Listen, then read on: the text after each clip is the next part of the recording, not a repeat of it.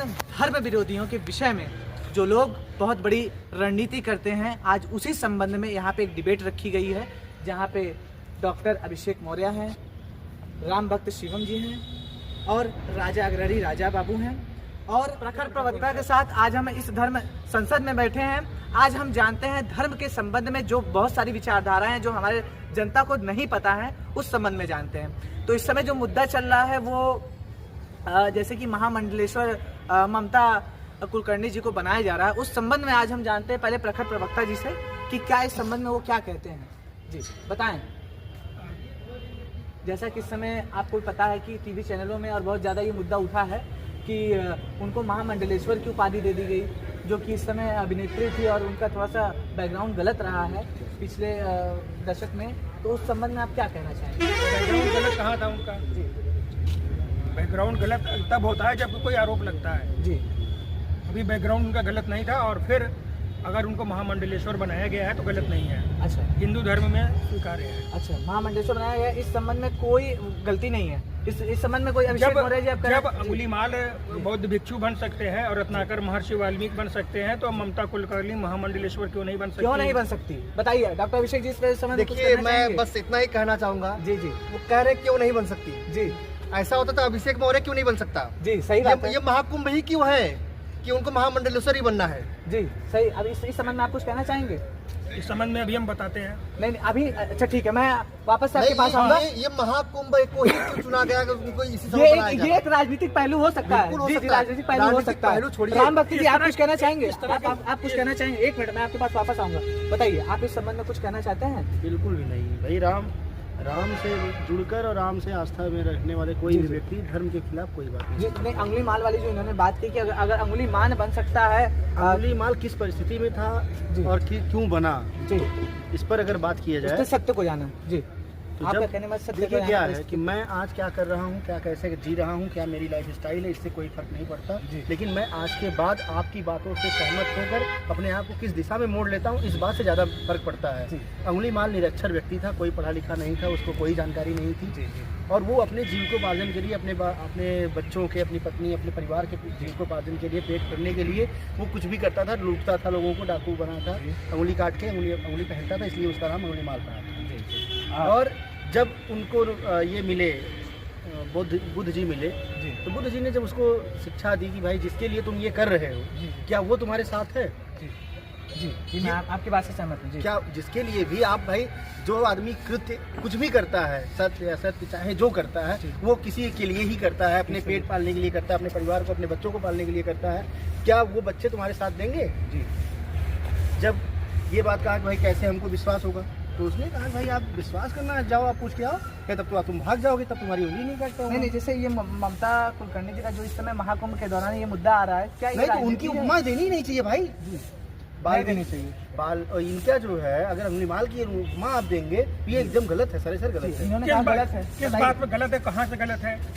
ममता को भी जानकारी नहीं थी, अगर उसको किसी ने जानकारी दी, कोई शिक्षा दी, देखिए उसने सादगी जीवन व्यतीत किया। आज का परिवेश जो है, जिस दशक में वो ये काम शुरू की है, उस दशक में हिंदुस्तान और हिंदुओं के लिए ये जो काम हो रहे थे और सनातन के लिए, वो बहुत शुरू से चला आ रहा है भाई। 1950 में हम आप आज़ाद हुए हैं, आज़ादी के बाद से अगर हम कोई किसी काम को कर रहे हैं और जाके देश विदेशों में भी काम कर रहे हैं, और देखिए मैं पूरी आज़ादी पूर्ण रूप से आज़ाद तो हम 1950 में हुए, 47 में हमको स्वाधीनता मिली, लेकिन पूरी स्वाधीनता नहीं मिली थी। 1950 में हम स्वाधीन हुए और उसके बाद 19 में काम करना, ये जान मुकदमा हो जाएगा मेरे ऊपर।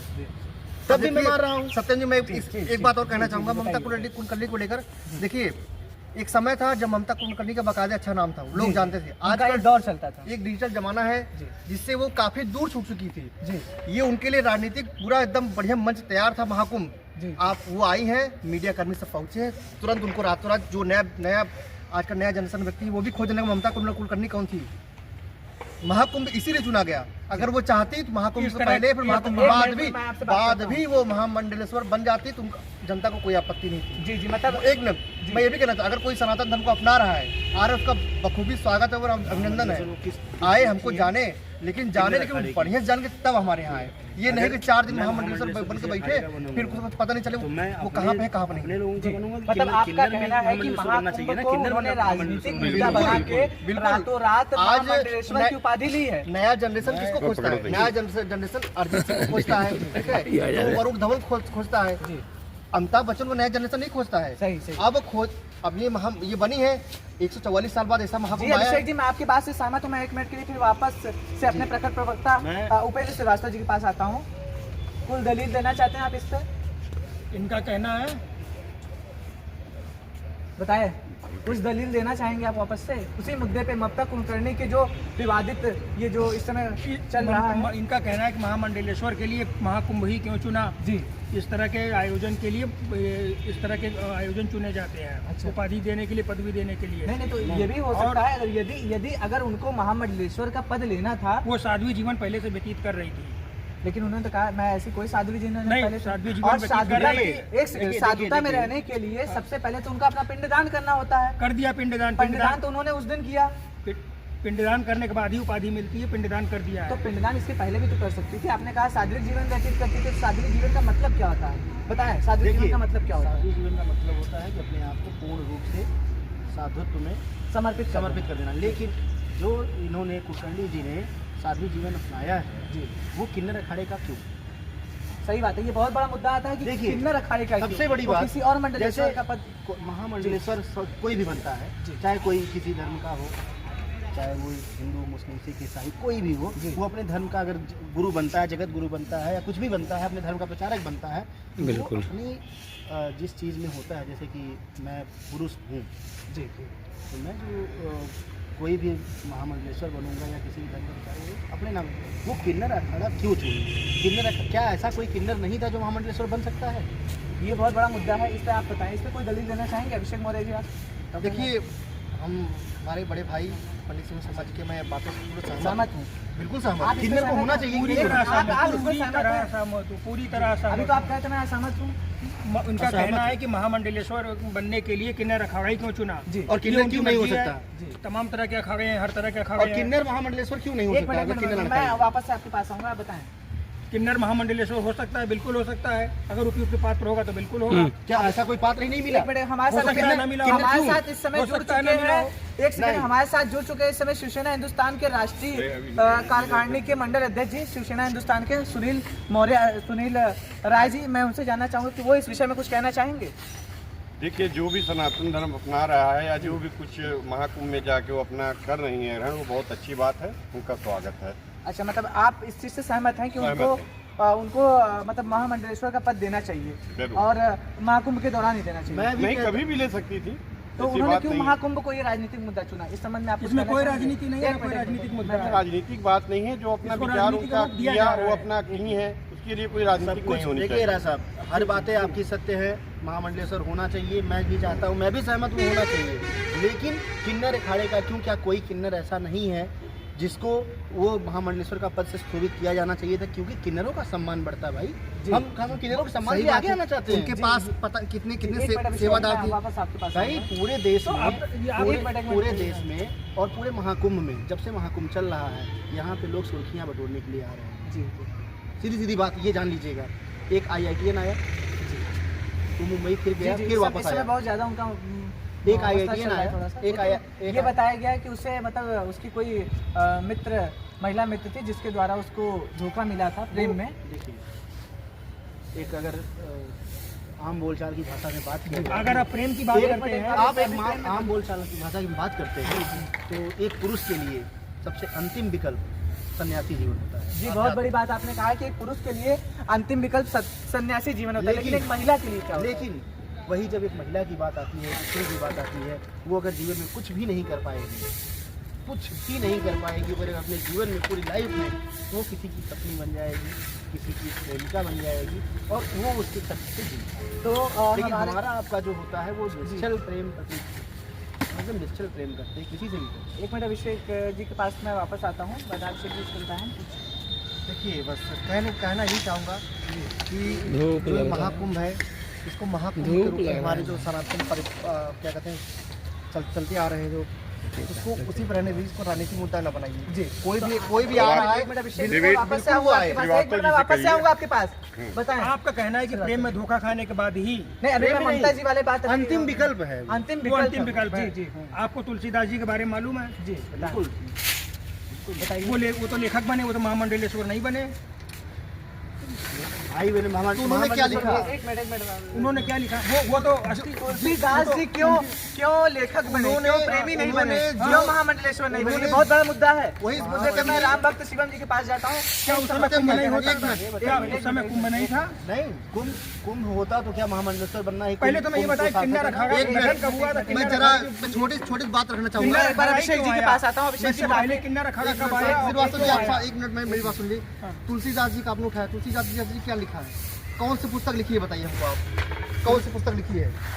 तुलसीदास जी की पुस्तक कौन सी लिखी है? कौन से? हाँ, कौन अरे से? रामचरितमानस से लेके तमाम ग्रंथ उन्होंने रचित एक मिनट, किए। रामचरितमानस लिखा है ना? हाँ। उसी रामचरितमानस को पढ़कर ही हम महामंडलेश्वर जैसे पद को बहुत वाले बात है। अंतिम विकल्प है। अंतिम वो अंतिम विकल्प विकल्प है। जी जी आपको तुलसीदास जी के बारे में मालूम है? जी बिल्कुल।